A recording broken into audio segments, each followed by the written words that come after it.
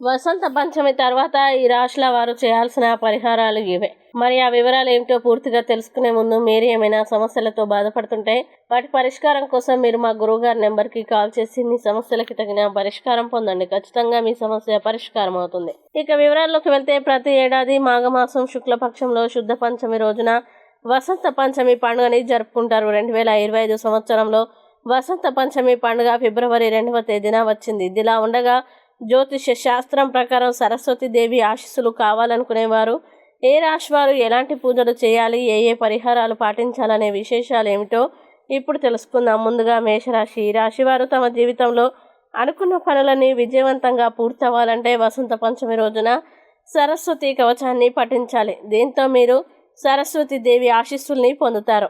అలాగే వృషభ రాశి. ఈ రాశివారు వసంత పంచమి రోజున సరస్వతీదేవి ఆశీస్సుల కోసం తెల్లని చందనం సమర్పించి అమ్మవారి పాదాల వద్ద తెల్లని పువ్వులు ఉంచాలి.